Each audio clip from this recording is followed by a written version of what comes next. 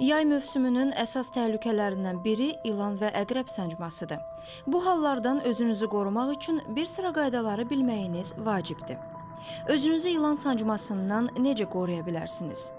Meşəyə gedərkən əyninizə uzun şalvar, qalın dəri və ya rezin materialdan olan uzunboğaz çəkmə geyinin. İlan bu materialları dişləyə bilmir. Rast gəldiyiniz yuva, hündür otluq və aşmış ağaclardan uzaq durun. Yolunuzu açmaq üçün əlinizi sıx otluğa salmayın. Bu məqsədlə əl ağacından istifadə edin. Qaya parçası və ya ağac kötüyünün üzərinə oturmazdan əvvəl onu diqqətlə nəzərdən keçirin. Meşədə gecələmək planınız varsa, əvvəlcədən topladığınız çırpıdan ocaq qalayın. İlanlar alov və səsküydən çəkinir. İlanla rastlaşdıqda dayanın, arxanızı ona çevirmədən yavaşca geriyə çəkilərək uzaqlaşın. Diqqət cəlb etməmək üçün qəfil kəskin hərəkətlər etməyin. Unutmayın ki, ilan və əqrəbə toxunmadıqda onlar insanı sancmır. Ölmüş belə hesab etdiyiniz ilana yaxınlaşmayın, çünki sürünənlər özünü ölmüş kimi göstərə bilər. Zəhərli ilanı zərərsizdən seçməyi bacarın.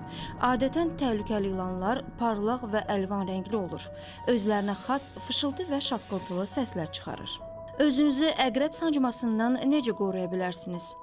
Əqrəbin evə girməməsi üçün qapı və pəncərələri həşərat əleyhinə tor örtüklə təmin edin. Açıq havada istirahət edirsinizsə, paltar və ayaqqabılarınızı, çadırdakı yataq dəstəni nəzarətdə saxlayın. Vaxt aşırı onları yaxşıca çırpın.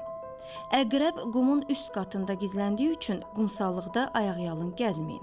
İlan və əqrəb sancması zamanı ilkin həkimə qədər tibbi yardım. Zərər çəkmişi sakitləşdirib rahat vəziyyət verin. Sancılmış nahiyəni hərəkət etdirməyin. Yaranı su ilə yuyun. Soyuq kompres qoyun.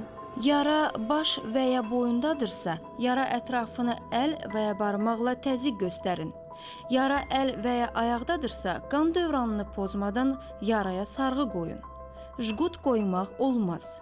Yaranın özünə müdaxilə etmək və səhəri soğurmaq olmaz. Zərər çəkmişin nəbz və tənəffüsünə nəzarət edin. Tibbi yardım çağırın. Unutmayın, qaydalara biganəlik həyatımıza təhlükədir. Təhlükə zamanı 112-yə zəng edin.